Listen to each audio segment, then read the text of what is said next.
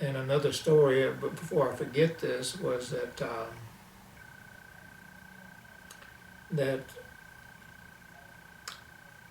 Grandpa Juergens was living there, and then my this is before they got married. My dad got married. Aunt Lena, my dad's sister,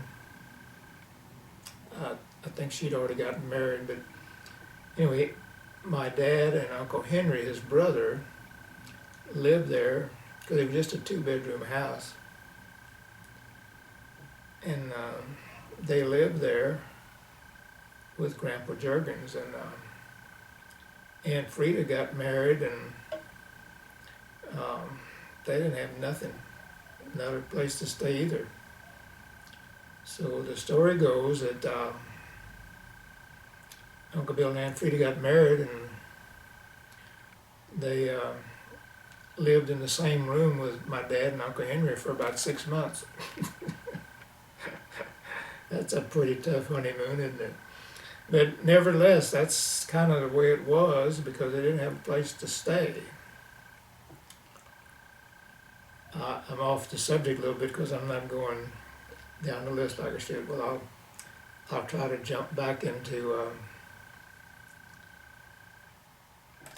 where we moved next. My dad he really liked the farm because that was the only thing he really knew of, and I think he took that hatchery job just to have a few dollars coming in to get something going, and I think we moved over to the Groman place, and I don't remember that. I don't know if we just didn't stay there very long, but I think it was the Groman place. And then we moved shortly after that to the Bender. The Groman place was about 4 or 5 miles north of Weimar toward Holman. Then we moved on to Bender place, and that was about 3 or 4 miles, 5 miles, 6 miles maybe south east of Weimar, and we had a nice garden there by the house, and there's a well in the back. I remember that. Just a brick well. We had to take a chain and pulley and pull up our water, just like we had in the other places too. And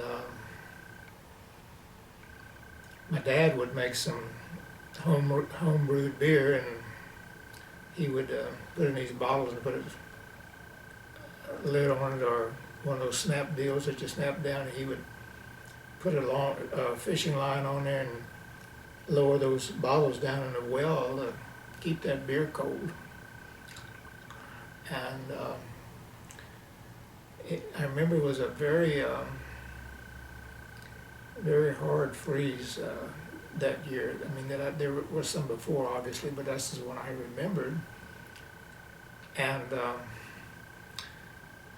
we did have a cistern with a windmill, of course, like we did at the other places. That's what most people had. And and the water pipes from the cistern that drained down over maybe to the garden or something, they all bursted, and there was just icicles everywhere hanging down and all that. And in fact, it snowed, and that's the first time I'd seen snow.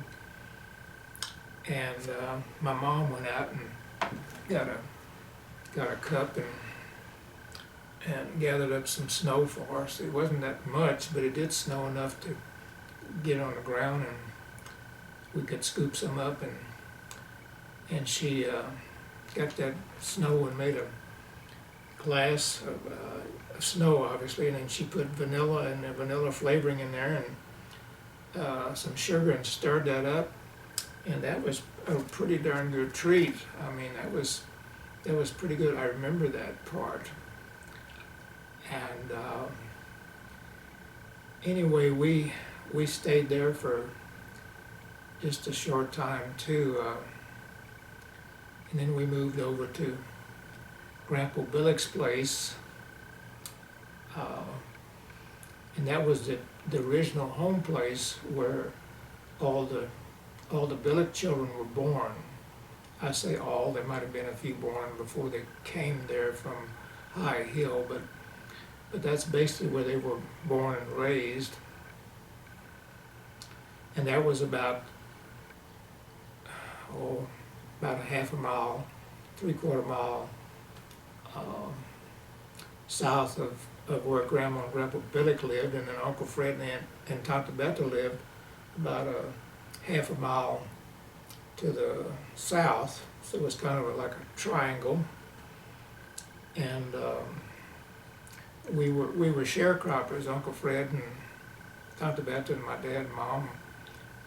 We were sharecroppers, and of course Bubba and Elsie and Florence, Uncle Fred and Tante Betta's children, well, I got to be around them somewhat, but we were pretty isolated because we had chores to do, and so anyway, that's where we moved to there. And when you're sharecroppers, you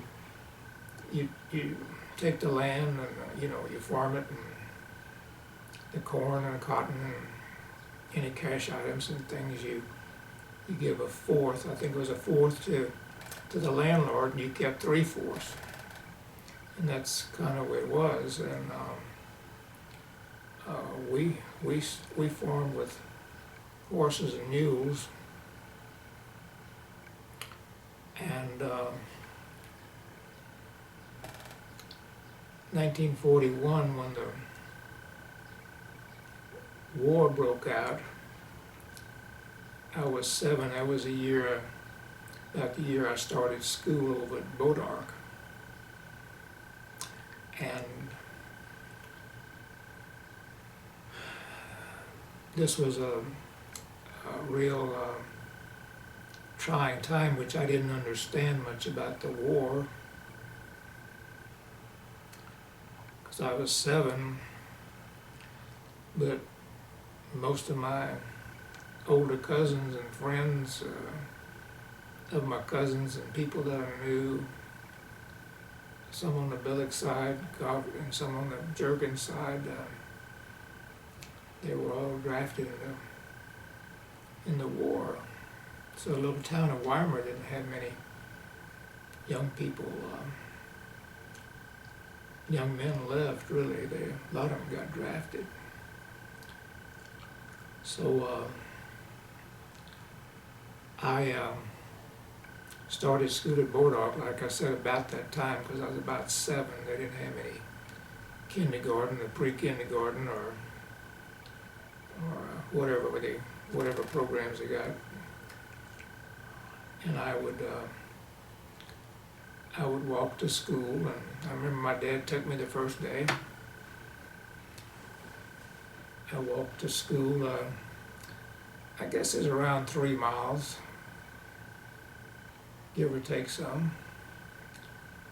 And I would head south about 3/4 mile across a creek, which was a live creek, but it had rocks going across. It was harmless until a big rain came. Then I'd cross over a barbed wire fence, and then I would, go about another 100 yards or so and pick up another fence line going that way. It was L-shaped, and I'd go that way, and then I'd go over to the Kubishes lived there at that time, and Juergens and I were in the same grade, and Margaret Anders and the Tanglers and the Hagemeyers and so forth. And so when I get to Kubishes, well, then we'd go down the dirt road about another 3/4 mile. And it was just a plain old dirt road. And then the school was set right there, right on the corner. Mr. Kiner had donated that little piece of property. There was no fence around it. I mean, the cows were around and everything else, but he let them build that Bodark school there. One time, it was quite a few. It was probably 25, 30 kids went to school there, one teacher. When I started, it was probably about 12, 15, and then it went on down. But anyway, started school there, and the first year we had a Miss Pasica that came out of Columbus, and she would drive up Old 90 and just park her car there and then walk down to the school from that side.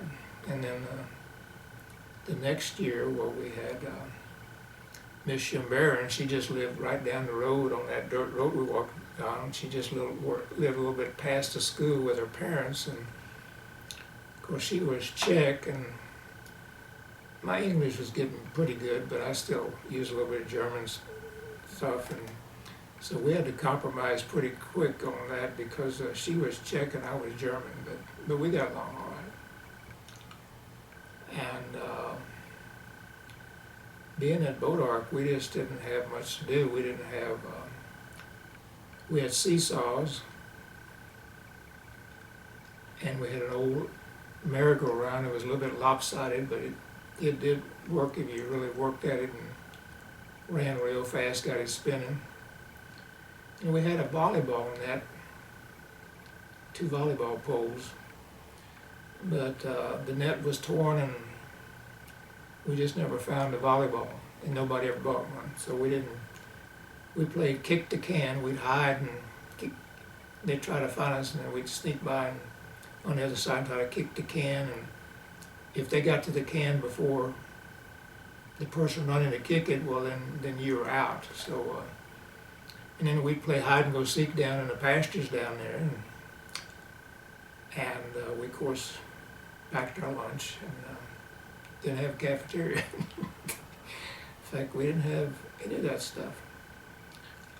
And we had the old-fashioned desk, of course, with the inkwell and the old Schaefer pen, I think, that you had the bladder in it that you just punched down and filled it up with ink and screwed it in there, and it was all ink pens. And we had chalkboards. And I remember around the chalkboards there were the alphabets, and there was a capital and a small letter on each one. Like I had to memorize that, and I always did that and try to write a little bit better. And in the middle of the class was in the schoolhouse, it was just a big old wood stove, and that was it. And it had, of course, windows all around, and it had an entrance on the back side on one corner, and it had a front entrance. And Miss Shimbera would just come out and ring that bell, and then we'd start peeling out the woods and come to class.